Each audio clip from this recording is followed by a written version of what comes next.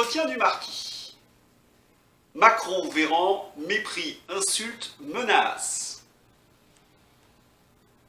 Comme Véran et Macron ne peuvent pas répondre aux accusations qui leur sont portées, ils en sont réduits à insulter leurs adversaires. C'est le principe de la propagande quand elle est coincée en fin de compte, puisque vous ne pouvez plus la justifier. Eh bien, vous êtes obligé d'insulter votre adversaire qui vous met face à vos contradictions. En effet, depuis 2 jours, les députés se penchent sur l'examen de la loi sur le passeport vaccinal et de nombreux députés ont interrogé Véran et l'ont placé face à ces contradictions. Véran ne pouvant pas répondre, comme je vous l'ai dit, eh bien, il se contente de vannes, d'insultes et de choses qui sont très déplacées dans la bouche d'un ministre.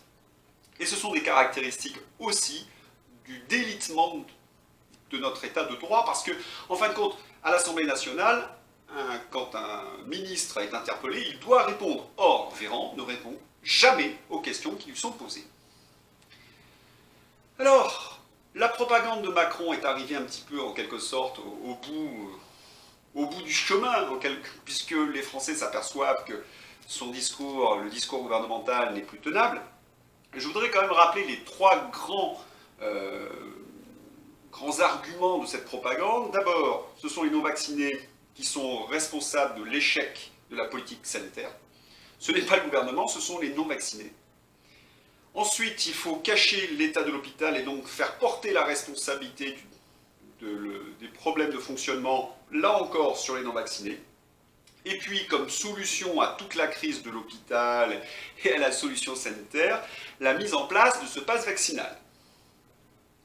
Alors, comme ils ne peuvent pas véritablement défendre leur bilan, ils sont, comme je vous l'ai dit, extrêmement agressifs et ils ont franchi un cran, j'ai l'impression, parce que là, il y avait encore des débats à peu près convenables les semaines précédentes dans les derniers débats sur l'extension du pass sanitaire. Là, on n'en est plus là, hein. On sent qu'il y a une véritable tension. Alors, pour bien comprendre les enjeux de cette loi, il faut revenir un petit peu à qui est Véran. Véran synthétise en quelque sorte tous les errements de la politique sanitaire française depuis 25 ans. D'abord, c'est un PS au départ, c'est un neurologue, un médecin neurologue, PS, qui a assumé complètement les 35 heures à l'hôpital. La mise en place. Quand Chirac puis Sarkozy ont été présidents de la République, le jeune Véran était un syndicaliste très remonté contre la fermeture des lits à l'hôpital ou la baisse du budget alloué au fonctionnement de ces hôpitaux. Vous voyez qu'un petit peu, il y a quelque chose d'ironique de voir que le gars, dans sa jeunesse, défend un hôpital avec plus de lits et que lui, en tant que ministre, ferme des lits. On sait que Véran est un ambitieux. Il clame son désir de devenir ministre très tôt d'ailleurs. Hein. Il était tout juste député en 2012. Alors il n'a pas été élu député, il était suppléant de Geneviève Fioraso, qui est devenu ministre de l'Enseignement et du Supérieur. Il était son suppléant, mais comme elle est devenue ministre, c'est lui qui a siégé à l'Assemblée nationale jusqu'en 2015. Alors, pendant cette période, qui était ministre de la Santé, c'était Marisol Touraine, entourée de Gabriel Attal, hein, de Benjamin Griveaux, qui étaient les adjoints de Marisol Touraine, et Marisol Touraine a fait voter un budget de réduction de 3 milliards pour l'hôpital, ce qui entraînait évidemment de nombreuses fermetures de lits. L'ancien syndicaliste Véran a voté cette loi et on ne l'a pas tellement entendu. Ce qui d'ailleurs va lui valoir certainement sa défaite en 2015 parce que ses amis syndicalistes lui ont reproché sa trahison et il va donc perdre l'élection en 2015. Alors il y a une sorte de petite traversée du désert malgré son élection en tant que conseiller régional à la région Rhône-Alpes-Auvergne. En 2017, il soutient la candidature du Parti Socialiste, mais quand il voit que Macron vire en teinte, il rejoint l'AREM et se veut le conseiller d'Emmanuel Macron en matière de santé. D'ailleurs, quand Macron est élu, il se vante d'être le prochain ministre de la Santé et tout le monde annonce, plus ou moins, qu'Olivier Véran serait le ministre de la Santé. Pas du tout. Macron se méfie de cet ami qui le conseille et lui préfère Agnès Buzyn. Alors, de 2017 à 2020, Olivier Véran veut briller devant les projecteurs, donc il choisit des causes médiatiques. Je ne dis pas des causes médicales ou sanitaires, des causes médiatiques au sujet de la santé. Il veut absolument apparaître comme le bon samaritain, et un peu comme une Miss France, il est contre la faim dans le monde ou pour la paix. Eh bien, il choisit par exemple de lutter contre l'anorexie des mannequins ou le trop de sucre dans les sodas ou l'hyperalcoolémie pour les adolescents. Vous voyez, c'est des causes faciles à défendre puisque tout le monde est pour. Il ne va pas certainement choisir par exemple le problème des fermetures des lits ou le repositionnement des vieilles molécules. Il n'a pas affronté Big Pharma, non. Il prend des causes consensuelles pour chercher la lumière, à tel point d'ailleurs qu'il agace les journalistes parce que il me fait penser un peu à ces vieux chanteurs sur le retour qui vont chanter au resto du cœur pour se redorer leur image. Bref, un manque de courage évident. Et comme il veut absolument avoir son poste de ministre, il intègre les Young Leaders China pour avoir de très nombreux parrains. En tous les cas, cela fonctionne, puisque le 16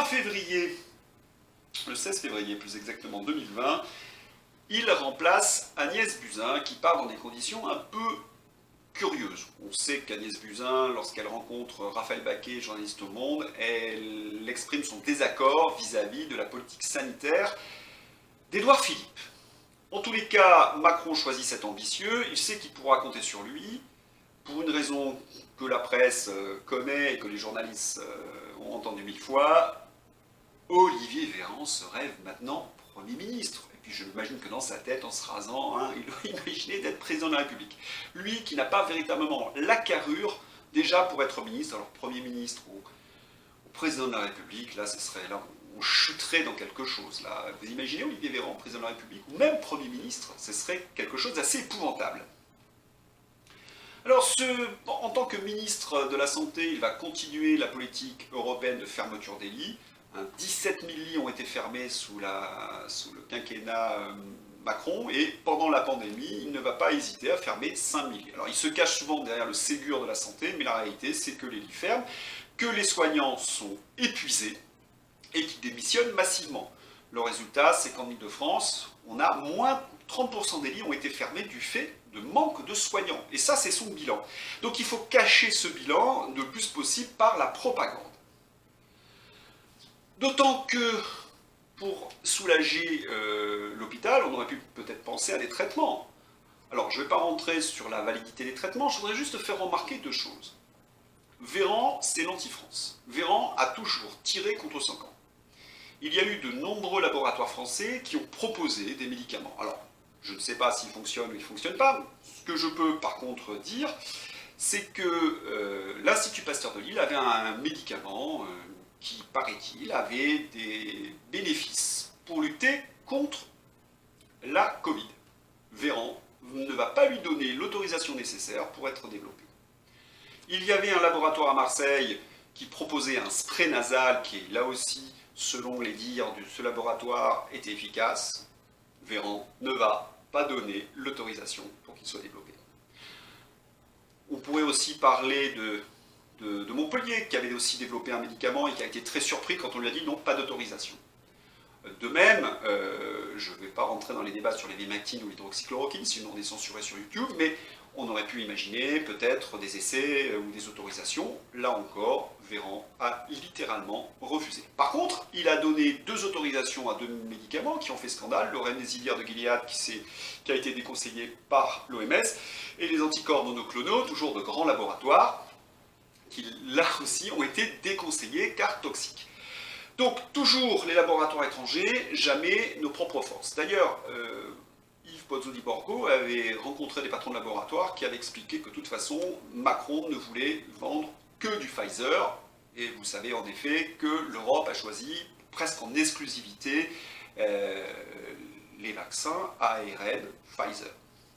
Donc un personnage qui doit assumer son bilan, ses choix du tout vaccinal sans avoir essayé les traitements, nous voyons aujourd'hui l'échec. D'ailleurs l'OMS le dit assez, que le vaccin ne suffira pas à lutter contre l'épidémie, qu'il faudra passer au traitement.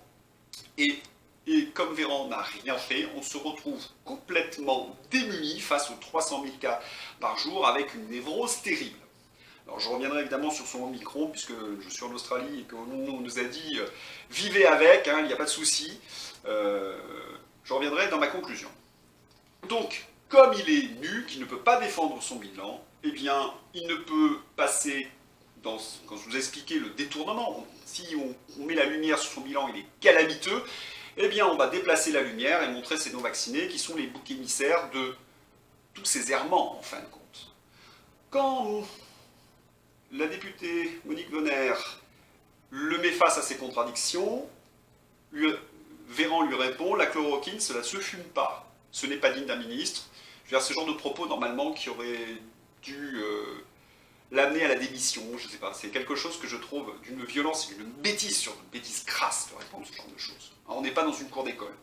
De même, et on ne va pas comment dire, me reprocher de défendre Mélenchon, puisque je ne suis pas vraiment dans son camp, mais lui demander son statut vaccinal, parce que Mélenchon l'avait particulièrement secoué, l'avait accusé de pagaille, et la seule réponse de Véran, c'est de dire quel est votre statut vaccinal, parce qu'il s'est fait vacciner, je crois, avec un vaccin qui n'est pas Pfizer.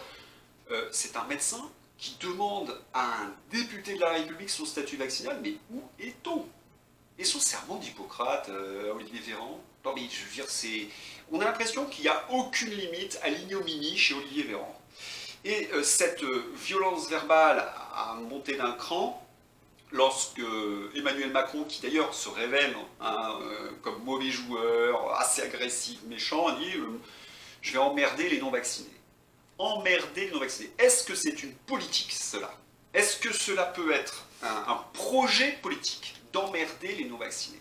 On est véritablement dans une sorte de rivalité de bande, où il y a une bande adverse et puis on va essayer de lui faire du mal. Ben, c'est pas ça, un président de la République, c'est le président de tous les Français et qui doit écouter les gens qui lui demandent d'ailleurs, pour certains, de non-vacciner autre chose qu'un vaccin ARN, parce qu'ils ont de la méfiance ou qu'ils n'ont pas confiance dans le Big Pharma. Si Macron avait développé, avait permis notamment des vaccins plus traditionnels, je pense à Valneva ou à autres, on n'en serait peut-être pas là. Voilà, on a un gouvernement qui sombre dans l'abjection et qui arrive à dire des choses, je veux dire, presque comiques, pour vous dire, dans le narratif anti-vacciné. J'ai relevé ça là parce que c'est drôle. Marie-Christine Verdier-Joclas, qui a déclaré sur BFM que si les soignants démissionnent, c'est qu'ils en ont assez de soigner les non-vaccinés, parce qu'ils sont débordés par les non-vaccinés, même si le rapport de la TIH montre que tout Covid, ça n'a fait que 2% des patients à l'hôpital, mais on dit n'importe quoi, à tel point d'ailleurs que même le journaliste de BFM est obligé de dire « Attendez, nous on a rencontré des soignants qui n'en peuvent plus, ils ne nous ont jamais dit ce genre de choses. » Maintenant, je me fais aucune illusion, ils trouveront bien un mec LAREM qui dira « J'en ai assez du métier, je vais démissionner parce que j'ai trop de non-vaccinés. » On a un peu l'habitude de ces montages Potemkin et de ces faux témoignages. Mais si vous voulez, ils en sont tellement à un niveau stratosphérique qu'ils ne se rendent même pas compte qu'ils sont ridicules. Donc, dans ma conclusion, je dirais que face à leurs actions, leur bilan, eh bien, ils se retrouvent tout nus. Ils se retrouvent d'autant plus tout nus que le monde entier, je dis bien le monde entier parce que j'ai regardé pas mal, et bon, je suis en Australie, on est en train de passer, le Covid, c'est en train de disparaître. Je veux dire, ça veut pas dire que l'épidémie disparaît, non, elle est très haute, mais vraiment les politiques nous disent qu'il faut vivre avec, un peu comme en Angleterre, et puis on va passer à autre chose.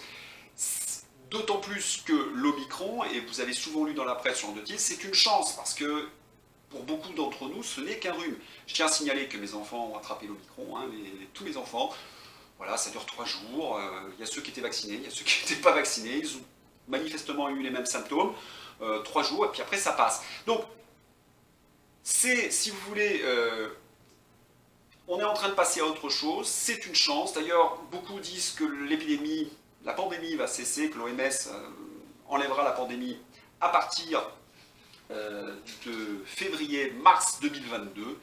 Et à ce moment-là, Macron aura mis en place le passeport vaccinal. Il devra justifier un passeport vaccinal alors qu'il n'y a plus d'épidémie. Eh bien, on lui souhaite bien du plaisir à ce moment-là, vu l'agressivité qu'il a développée. Si vous avez aimé cette vidéo, n'oubliez pas de la liker, de vous abonner, et puis voilà, à bientôt!